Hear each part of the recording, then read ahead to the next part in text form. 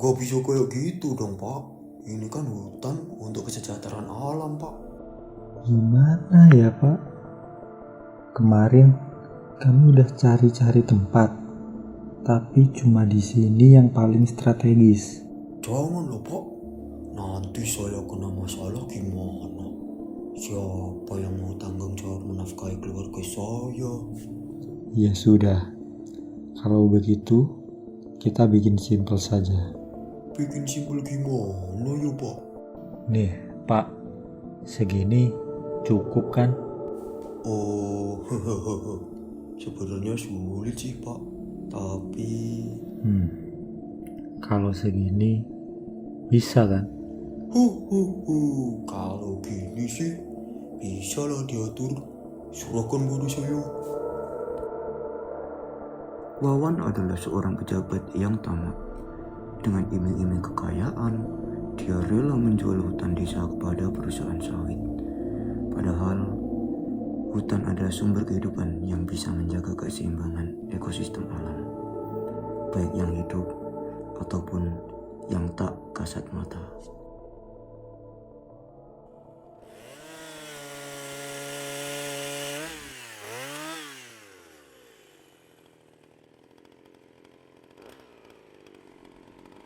Loh, hutannya kok ditebangi sih? Bukannya itu hutan keramat ya? Tahun kemarin Pak Mamat pernah ambil kayu di sana.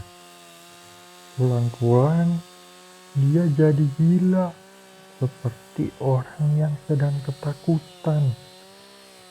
Coba aku tanya Pak Kades aja deh.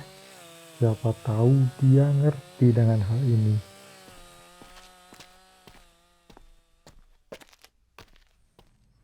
Assalamualaikum, Pak Kades. Yuk, ada apa ya? Kok kayak ada sesuatu yang penting mau diomongin? Itu loh Pak, hutan samping rawa desa itu kok seperti ada yang lagi nebang pohon ya Pak? Oh, itu. Jadi gini, kemarin lusa saya ditelepon sama Pak Bupati. Katanya di situ mau dibikin lahan sawit, Pak. Loh, kok bisa Bapak kasih izin sih? Itu kan sudah perintah dari Bupati ya.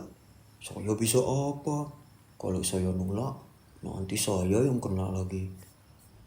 Enggak gitu Pak. Bapak kan tahu kalau hutan itu keramat. Dulu aja Pak Mamat cuma ngambil kayu di sana, dia jadi gila. Terus ini malah semuanya mau digundulin. Kalau terjadi apa-apa sama desa kita, gimana Pak?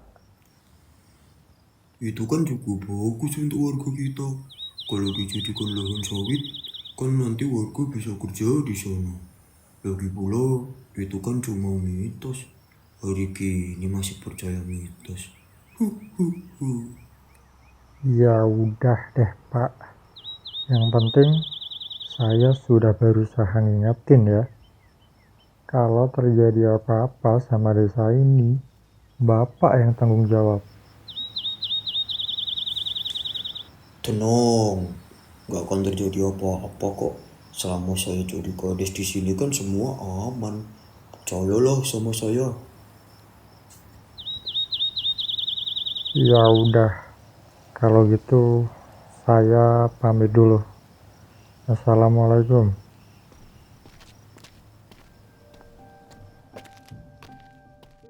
Meskipun sudah diperingatkan warga, Kades Wawan tetap larut dalam kegembiraan uang haramnya, berusaha melupakan rasa bersalahnya. Malam pun datang, namun malam itu terasa berbeda. Lebih dingin dan lebih sunyi dari malam-malam sebelumnya.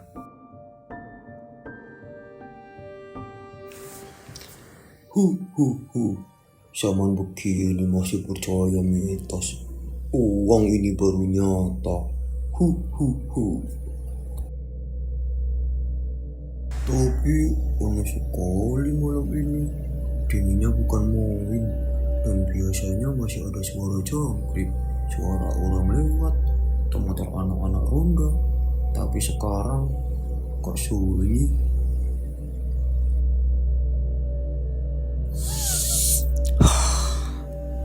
Mungkin hanya perasaanku saja. Mending tidur aja lah daripada mikir yang enggak-enggak. Suara apa itu? Angin?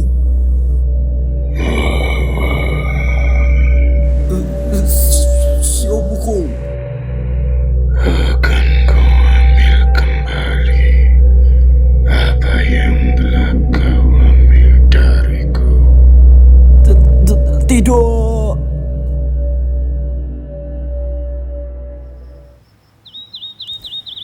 Aduh, kepalaku.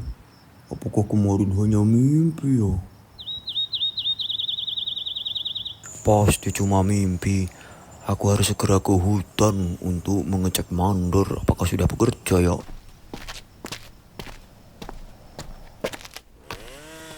Oh, Pak Mandor. Gimana perkembangannya, Pak? Oh, Pak Kades. Jadi begini, Pak. Ini sudah hampir setengah kita tebang. Lahan di sini benar-benar sangat luas. Dan juga tanahnya kelihatan sangat subur. Tanah di desa Bapak ini sangat luar biasa. Bagus deh kalau begitu, Pak. Kita jadi senang dengarnya. Tapi... Hah? Gimana, Pak? Begini, Pak Mandor. Kemarin warga pada nanya ke saya perkara hutannya ditebangin. Bapak ini kan kades yang bijak dan dipercaya oleh masyarakat sini. Bohongi aja mereka, Pak, supaya aman sesuai dengan kesepakatan kita. Sudah aman, Pak. Tapi itu di luar kesepakatan kita. Oh, begitu. Ya sudah, sebentar, Pak. Ini, Pak. Saya tambah uang jasa untuk penjelasan. Warganya tolong diatur ya. Oh, kalau gini bisa diatur, Pak Mandor. Yaudah, saya kembali dulu. Makasih ya, Pak Mandor. Kades yang mata duitan itu sangat senang dan kembali ke rumah dengan membawa banyak uang. Hei, pohon di sini gede-gede amat, auranya juga beda. Iya kok, aku dari tadi kayak merasa ada yang ngawasin. Bulu kudukku merinding terus nih. Dengar-dengar, ini hutan keramat ya? Hah, kamu ini penakut. Jangan dengar cerita orang desa. Yang penting kan uang lancar. Ya. Bukan mitos, Mas. Hutan ini sepuh sekali. Ada yang menjaga.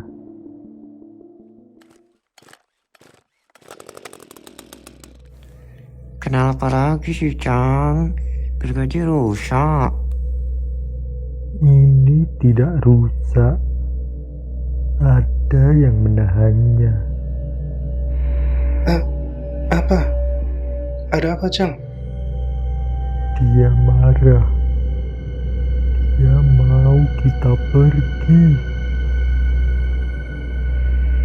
Pergi kalian. Jangan rusak hutanku. Suara apa itu? Itu penunggu kok. Ayo kita pergi. Kembalikan hutanku.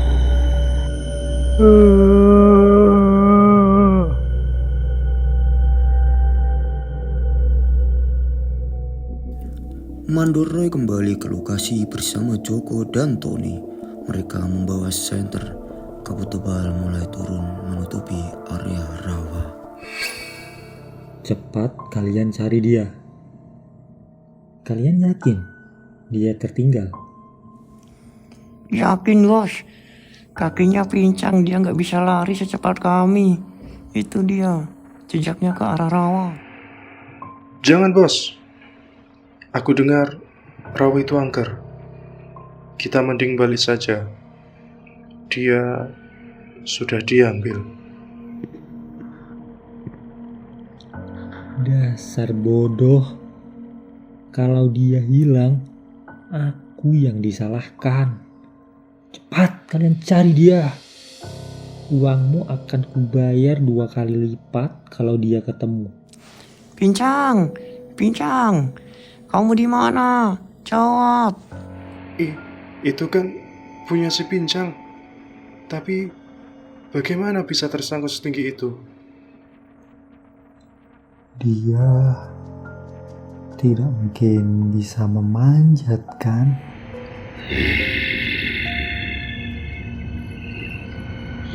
Suara apa itu? Apa sih lu, Ton? Paling itu cuma suara babi hutan. Jangan berlebihan deh. Lihat bos, ada parang tergeletak di sana. Tunggu. Ini bukan parang dia. Ini parang yang biasa dipakai untuk sesajen. Kenapa benda ini ada di sini? Sakit, jangan. Bos, dengar. Itu suara dia. Baiklah. Ayo kita telusuri asal suara itu. Kalian harus mati. Gendruwo, lari. Ayo bos, cepat pergi dari sini. Mitos, cuma mitos. Siapa di situ? Pak Kades, si Pincang hilang Pak. Diculik genderuwo. Saya lihat sendiri Pak. Ini gila. Saya mundur. Gak bisa. Mundur, kita sudah sepakat. Kalau kamu mundur, aku akan bilang ke perusahaan kamu melarikan diri dengan uang. Tolong Pak, kita harus kabur dari desa ini. Dia mengejar saya. Dia bisa masuk ke sini. Tenang Pak, tempat ini lumayan jauh dari hutan. Dia tidak bisa. Pintunya bergerak Pak. Dia datang.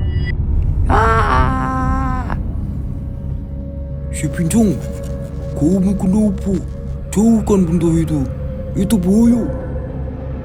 Pincang, ini aku, Mandor. Kenapa kau lakukan ini? Dia bukan Pincang lagi. Dia sekarang pelayan setiaku.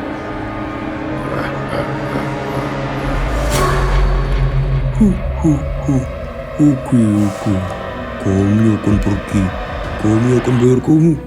Berapa yang kamu mau, nak? Uang ini semua ambil.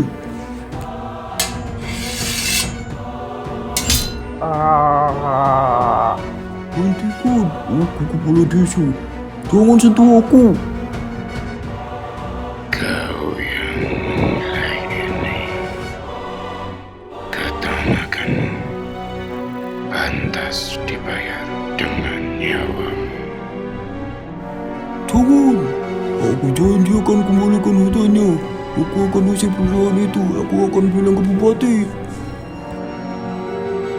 Sudah terlambat.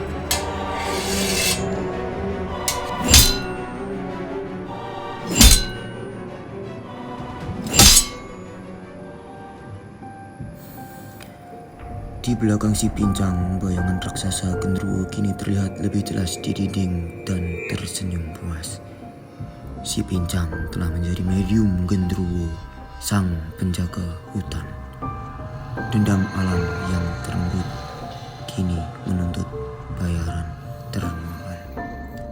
Tak ada yang tahu persis apa yang terjadi malam itu. Warga menemukan mayat gadis dan mandor di tepi rawa beberapa hari kemudian. Desa itu ditinggalkan. Hutan keramat kembali diselimuti kabut. Pohon-pohon sawit yang baru ditanam mati perlahan dan hanya tersisa rawa sunyi. Keseimbangan alam telah menuntut haknya kembali, dan si pincang dia menghilang kembali ke pelukan sang penjaga.